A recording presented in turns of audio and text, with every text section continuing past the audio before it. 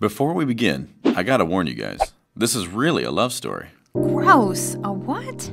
No, not some gushy romance novel or ridiculous made-for-TV cheetah girls romance. No way. This is different. It's deeper. Much deeper. Okay, so our story begins somewhere around 33 AD. See, there was this guy named Simon. There are only so many words I can drag out of my vocabulary to say how awful that was. Not exactly.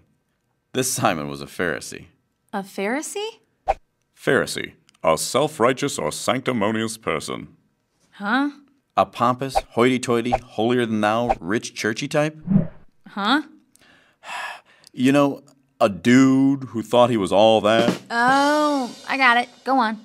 Simon heard that Jesus was in town, and immediately he was all over inviting him for dinner. Yeah, a dinner party with Jesus as the guest of honor.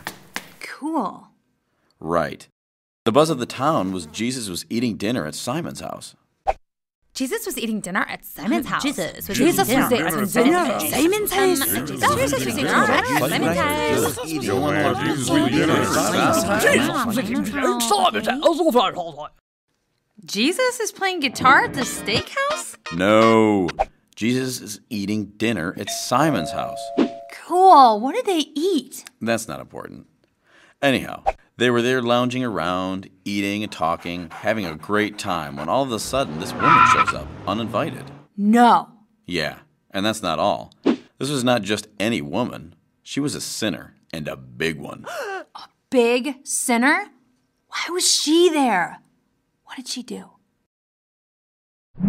Well, she had a dark and dirty heart, full of awful stuff.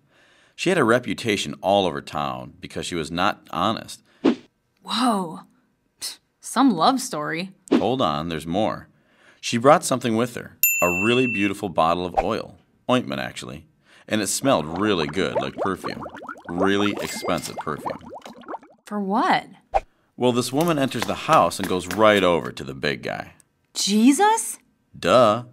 She kneels at his feet, and before she can even open the jar, she begins to cry. No, cried, as in wept, uncontrollably. And as she wept, she washed Jesus' feet with her tears. No, wiped them with her long, long hair. Her hair? Her hair? Yeah, and then poured the expensive oil all over his feet. She went totally nuts, kissing the feet of Jesus, telling him how sorry she was and how she wanted to live a new life. She felt really bad for all the awful things she had done. Here was this woman who was everything the Pharisees hated and everything Jesus loved. I bet Simon was like, whoa, what's going on here? Well, that's not all. Jesus knew Simon didn't like it. See, Jesus could totally read Simon's mind. Simon was thinking, right, if Jesus was really a prophet, he would know what a bad person this woman was and he'd stop her.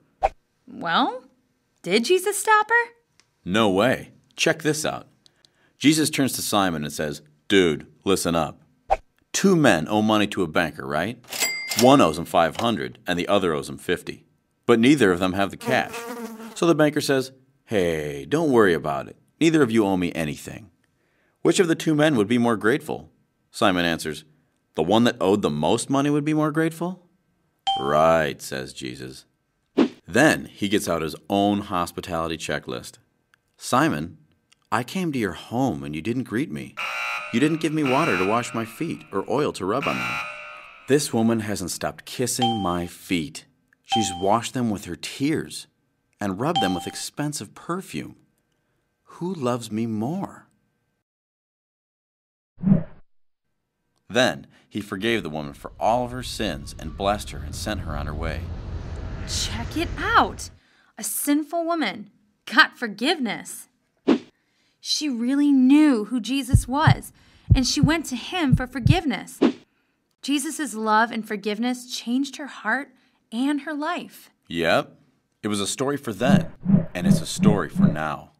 And, about the love story. Did you get it? Nothing in your past will stop Jesus from loving you. It's God's love for us.